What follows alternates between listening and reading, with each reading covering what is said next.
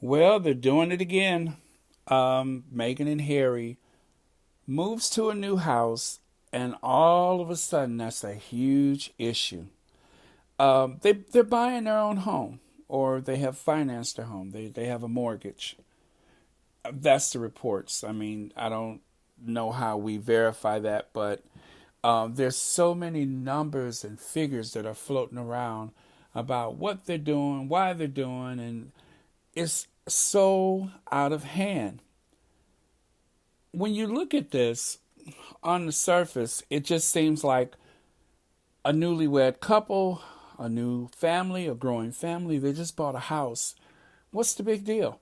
But it's Meghan and Harry. So, of course, it takes on a whole nother dimension. The house, which is in Montecito, makes them neighbors of people like Oprah and Ellen and so on and so forth, I suppose. What bothers me about this is not that the house has public listings, because just about any high profile person in America that buys a new home, the media can just run with these photos of the home because they're available online. You can search those out.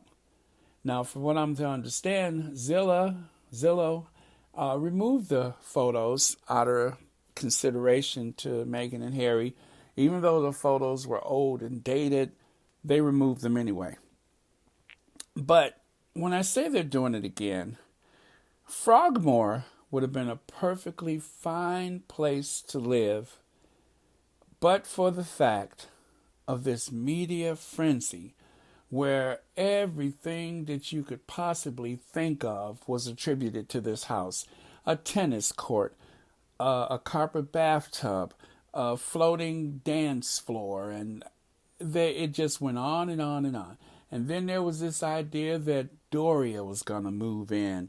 And why must there be this idea that these two black women, these two African American women, just because of this marriage, Meghan has this idea of coming up in some kind of way financially? This is a financial deal, not just falling in love and being married. No, that's too good for her.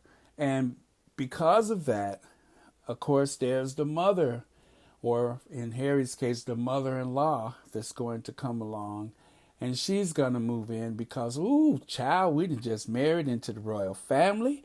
Honey, child, we rich, we rich, we rich. I'll speak for Doria first. I've never met Doria. I don't know what she thinks about the color of the sky or the tone of the ocean, but I know this much for sure. She's unfazed. And I'll even speak for Meghan. She's unfazed. These people have this assumption that it's all about material wealth, which is really more about the critics than it is about Meghan and Harry, or in this case, Meghan and Harry, and of course Doria. Doria wasn't trying to go over to the UK. If you know anything about their relationship, Doria and Meghan lived very independent of one another. It's just how it is in their family, which is cool. And that also bothered me in the past when they said, well, the Queen won't see Archie. Again, the Windsors, the Mountbatten Windsors, they live very independent of one another. As far as I know, Harry must make an appointment to see his grandmother. They just don't roll like that.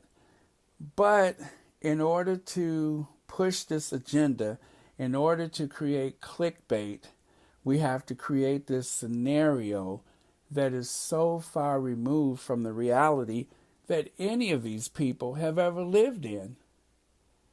It just seems like it would make sense that mother and daughter would be the bestest of friends. Of course they are. And just like many best friends, They have lived miles apart, and it's okay. My air conditioner just kicked in, so if you hear some background noise, just deal with it for a minute. And so this woe is me. Harry has moved out to California. He's going to be so out of place. He's going to be alone. He's rich. He's rich. Okay? Meghan is rich. And by default, that means that Archie is rich. Rich people don't have the same problems that you and I have. But one thing we all have in common, and I'm only saying that because don't worry about how they're going to make their way. They're going to be fine. But emotionally, in terms of family relations, they're still going to be fine. I have family I don't see for I haven't since COVID, I haven't seen a lot of people that I was close to. And it's okay. People will get along. So stop trying to put all that on them. But as far as buying a new house and trying to figure out what's in it, how much it costs, who did they buy it from, stop doing that and stop feeding into that. Stop clicking onto that. Stop thinking about that. I mean, as for the haters and the trolls, we have no control over what they do, but we have control over what we do. And just like anybody else, I'm curious. I want to see what the house looks like. But at least I have enough freaking sense to know that that's not what the house is today. I'm pretty sure that there was a lot of things that have changed or will change or maybe not change at all. But either way, who gives a rat's ass? Just let them enjoy their house. Let them move in. Let them be happy. Let them have some privacy. Or as Harry would say, some privacy. Let them have their privacy. It I, I'm just so outraged by this.